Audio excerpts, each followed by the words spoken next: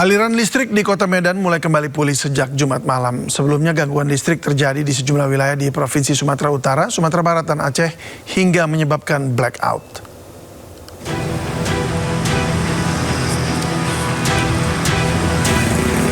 Pemadaman listrik secara menyeluruh sempat terjadi di kawasan Kota Medan, Sumatera Utara pada Jumat sore. Setelah sempat mengalami pemadaman listrik lebih dari 7 jam, sejumlah kawasan di Kota Medan secara perlahan mulai kembali pulih. Salah satunya di kawasan Jalan Setiabudi, Kelurahan Tanjung Sari, Kecamatan Medan Selayang, di mana sebelumnya kawasan ini sempat mengalami pemadaman listrik hingga membuat arus lalu lintas macet. Sampai sini di jam setengah 9 sampai saat ini lampunya hidup, Bang. Namun di bagian Pasar 6 sana dan sana itu masih mati sih, Bang. Masih di daerah sini aja sih, Bang. Sebelumnya pemadaman listrik terjadi jam berapa tadi, Bang? Terjadi pemadaman kalau nggak salah, Bang, kurang lebih di jam 6:45, Bang.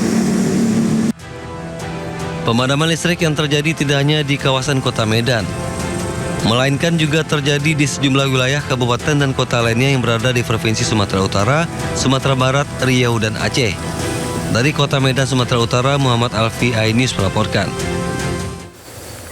Sejumlah provinsi di Sumatera dan Aceh mengalami pemadaman listrik pada Jumat sore hingga malam hari. Pemadaman ini terjadi akibat adanya gangguan pada jaringan induk transmisi lintas Sumatera.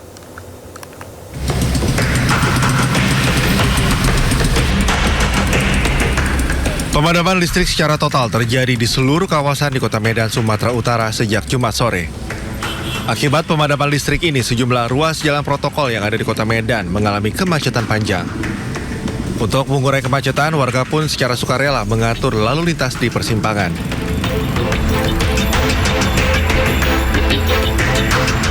Suasana gelap juga menyelimuti seluruh wilayah Kota Bukit Tinggi, Sumatera Barat pada Jumat sore.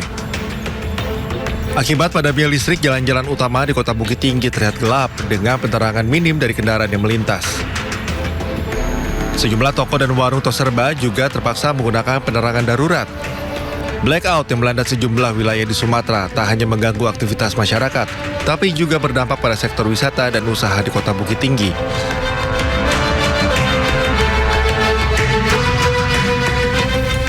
Suasana gelap gulita juga terjadi di sejumlah wilayah di Kabupaten Pidi Jaya, Aceh. Pemadaman ini berlangsung sejak Jumat sore hingga malam hari. Sebagian warung kopi di Kabupaten Pidi Jaya, Aceh bahkan harus mengeluarkan uang lebih untuk menggunakan mesin genset sebagai sumber daya penerangan. Pihak PLN pun meminta maaf atas gangguan kelistrikan yang terjadi di sejumlah wilayah di Sumatera dan Aceh. Pemadaman listrik di sejumlah wilayah di Sumatera dan Aceh terjadi akibat adanya gangguan pada gardu induk utama transmisi lintas Sumatera di kawasan Muaro Bungo, Jambi. Listrik pun mulai berangsur pulih di sejumlah wilayah pada pukul 9 malam. Tim Liputan iNews melaporkan.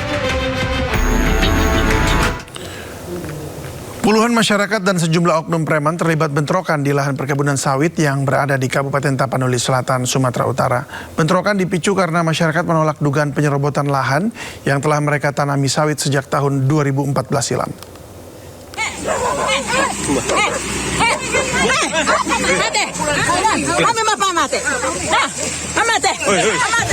Bentrokan antara masyarakat dengan sejumlah oknum preman terjadi di perkebunan sawit yang berada di Desa Muara Manompas, Kecamatan Muara Batang Toru, Kabupaten Tapanuli Selatan. Bentrokan ini dipicu adanya dugaan penyerobotan lahan yang telah digarap warga sejak 2014.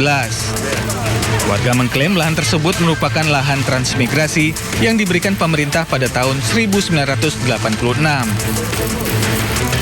Akibat bentrokan ini, seorang warga mengalami luka di bagian wajah dan melaporkan kejadian ini ke Mapolres Tapanuli Selatan. Videonya tadi sudah ada juga disimpan. Mereka memiliki tanah. Yang ditanami kelapa sawit. Sejak tahun 2014 ditanam. Itu lahan transmigrasi. Datang pihak si pelaku pengeroyokan ini mengaku-ngaku tanahnya. Dan itu perkara juga sudah pernah di Pengadilan Negeri Padang Sidimpuan di sidang. Putusannya kalau tidak salah terbukti melakukan perbuatan tapi bukan tindak pidana. Hingga saat ini belum ada pernyataan dari pihak kepolisian maupun pihak yang diduga menyerobot lahan warga. Dari Tapanuli Selatan, Sumatera Utara, Indra Mulia Siagian, iNews melaporkan. Warga suku Anak Dalam di Jambi terlibat kericuhan saat menuntut janji Bupati Merangin. Warga yang membawa senapan angin sempat menyerang mobil yang berada di kantor Bupati Merangin.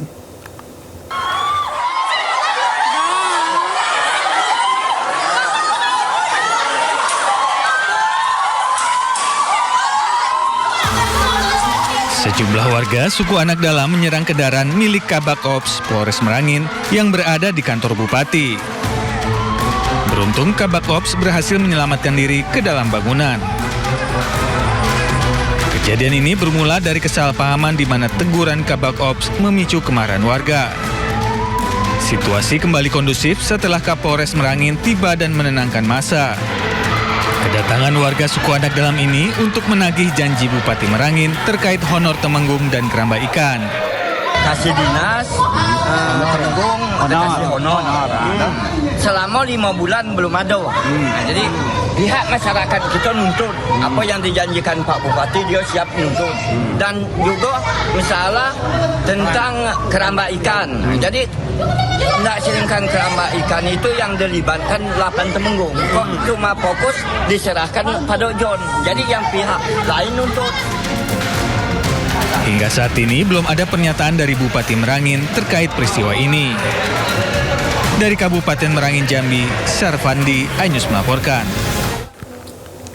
Mahasiswa dan keluarga siswi SMP serta 10 suku yang melakukan aksi demo di Polres Sika berakhir ricuh polisi pukul mahasiswa.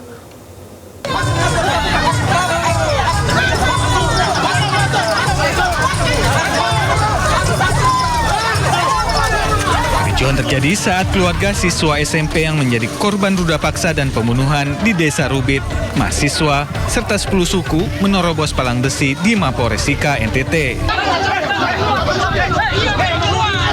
Sempat terjadi aksi kekerasan saat petugas kepolisian mengamankan sejumlah pengunjuk rasa.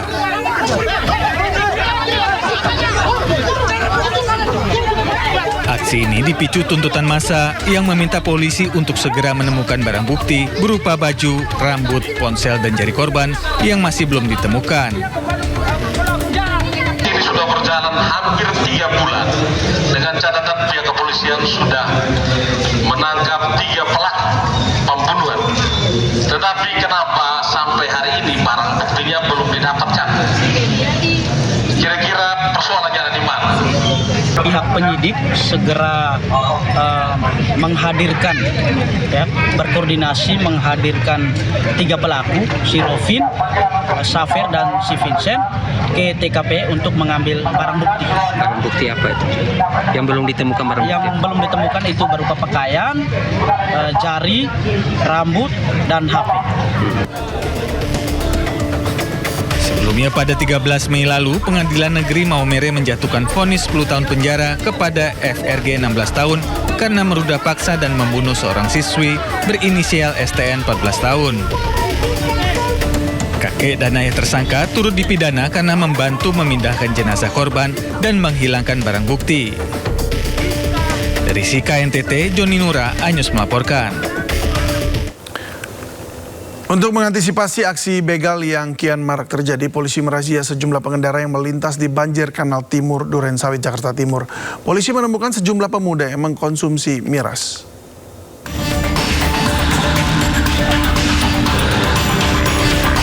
Satu persatu kendaraan yang melintas di ruas Banjir Kanal Timur, Durensawit, Jakarta Timur dihentikan polisi pada Jumat dini hari. Polisi memeriksa satu persatu pengendara dan membuka isi jok kendaraan guna mengantisipasi adanya indikasi kejahatan.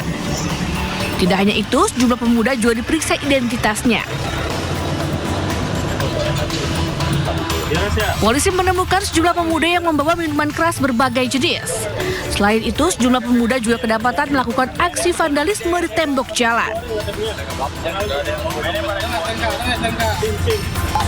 Razia dilakukan guna mengantisipasi adanya aksi begal yang tengah rawan terjadi di sejumlah titik di ibu kota. Dari Jakarta, Rio Manik, iNews melaporkan.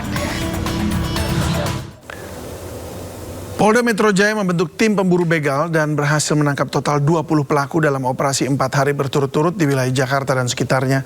Sejumlah pelaku menggunakan senjata api saat beraksi.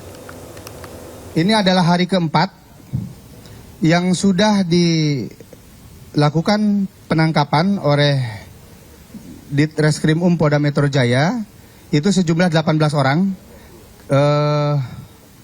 Tambah 2 ya? Tambah 2 jadi 20 orang. Kemudian jajaran Polres dan Polsek juga melakukan kegiatan dan hal yang sama. Itu juga sudah melakukan penangkapan terhadap 16 orang tersangka.